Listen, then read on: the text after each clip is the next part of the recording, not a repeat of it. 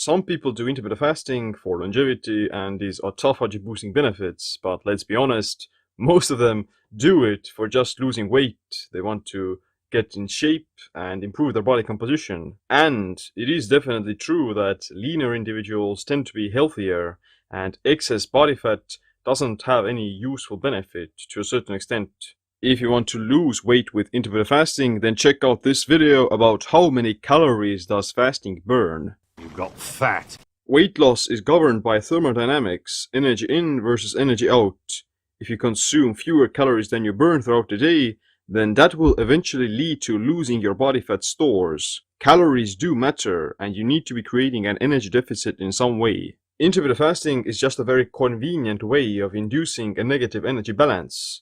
If you confine your daily eating within a certain time frame, then you may tend to just subconsciously start to eat less calories. You become more satiated from less food, and it makes your life that much easier. I would imagine that the vast majority of people aren't even counting their calories, or they're not measuring their macros, but they're still seeing some great results from intermittent fasting, and the reason has to do with the benefits that I just mentioned. You subconsciously eat fewer calories, and that creates a negative energy balance. Before I tell you how many calories you burn during fasting, I have to differentiate between what it means to burn fat, what's fat oxidation, and what's losing fat. Fat oxidation is the process of burning fatty acids in the mitochondria. It refers to which fuel substrates are used in the Krebs cycle to produce ATP. You can have higher levels of fat oxidation due to eating more dietary fat or while you're exercising, but whether or not you'll actually lose fat depends on your daily calorie balance. Losing fat means you're actually losing body fat.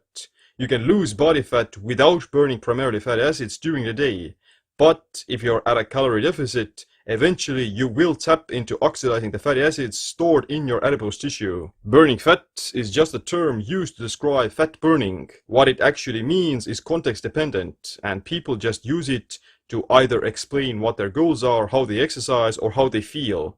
It's basically synonymous with both fat oxidation and losing fat, depending on the context. When it comes to exercise, then fat oxidation in the mitochondria occurs in the absence of glucose. High-intensity exercise like sprinting and weightlifting exceeds 65% of your VO2 max, which requires glycogen to be used for energy. Lower intensities that stay under 65% like jogging, cardio, or easy calisthenics burn primarily fatty acids because the intensity is lower. This is fat oxidation, but it doesn't necessarily entail losing fat, although it's possible because it burns calories. So basically, you can burn a bunch of fat during exercise but not end up losing body fat because you're not at a calorie deficit, and at the same time you can still lose body fat without burning fat acids during exercise, thanks to being in a calorie deficit. What kind of fuel are you using, whether that be fat or glucose, is just affecting the physiological processes and what kind of fuel is being used. But the total body composition and end result is determined by thermodynamics and the balance between energy input and energy output.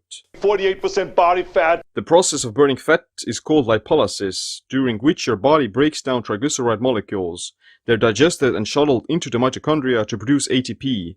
ATP is the energy currency used to carry out virtually every physiological process like breathing, walking, blinking, digesting food, and exercising. Fasting does increase the rates of fat oxidation, but it doesn't necessarily make you burn more calories. Calories get burned primarily with energy production and physical activity. A 2014 study by Alan Aragon and Brad Schoenfeld found that body composition changes in people who trained fasted versus fed were the same as long as they were eating the same amount of calories at a deficit. Although the people who were fasting may have shown higher rates of fat oxidation, their overall fat loss was still governed by how many calories they ate. How many calories you burn while fasting or throughout the day is determined by your metabolic rate and total daily energy expenditure, or TDE. This number is determined by your basal metabolic rate, BMR, daily physical activity, hormones, medical condition, metabolic status, and what food you eat in what amounts. Generally, people who weigh more have a higher basal metabolic rate.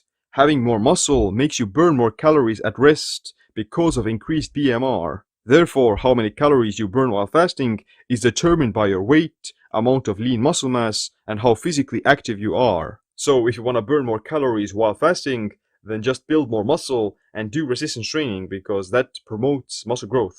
At the same time, it's thought that intermittent fasting and skipping meals is gonna slow down your metabolism and it's gonna make it harder for you to lose weight. Is this true? Your TDE might drop because of fasting if you subconsciously reduce your non-exercise activity thermogenesis or NEAT.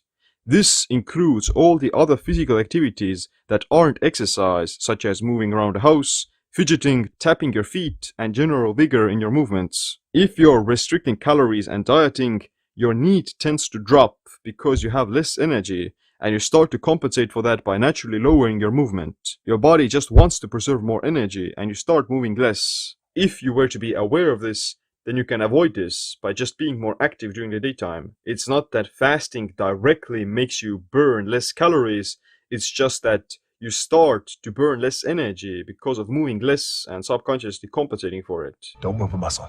To mitigate metabolic adaptation, then you want to be physically active during the daytime and also incorporate resistance training to build muscle, because muscle is going to just burn more calories at rest without you needing to exercise for it. Studies show that how often you eat doesn't significantly change how many calories you spend on digestion. Eating 6 small meals is not going to stoke your metabolism, because eating 2 large meals or 1 meal will have the same thermic effect of food. The thermic effect of food, or how much of the food you ate gets burnt off as calories, depends on not the timing, but more on the macronutrient ratios of the meal. TEF for protein is 25 to 30%, for carbs 6 to 8%, and for fat 2 to 3%.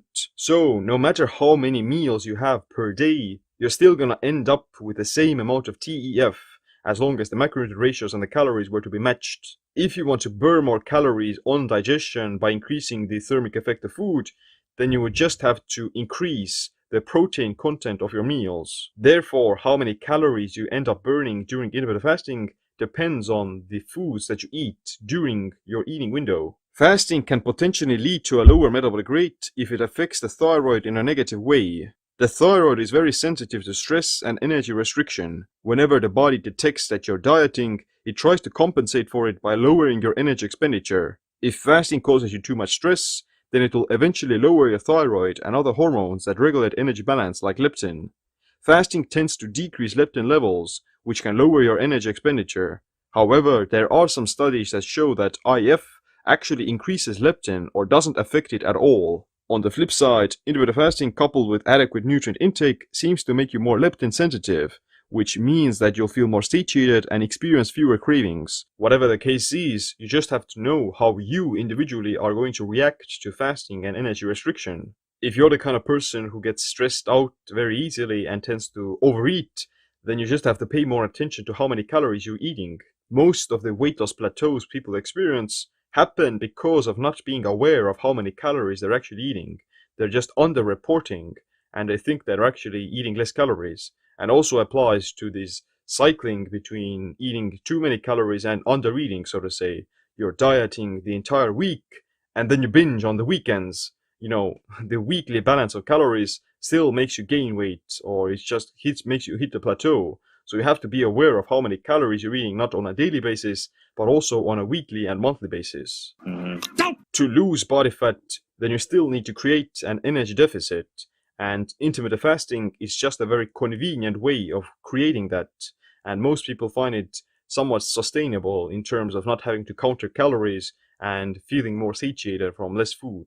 If you want to know how to optimize intermittent fasting, resistance training, sleep, and food combining, then check out my Metabolic Autophagy Masterclass. But other than that, thanks for watching this video. Make sure you click the like, subscribe, notification bell as well. My name is Seem. Stay optimized, stay empowered.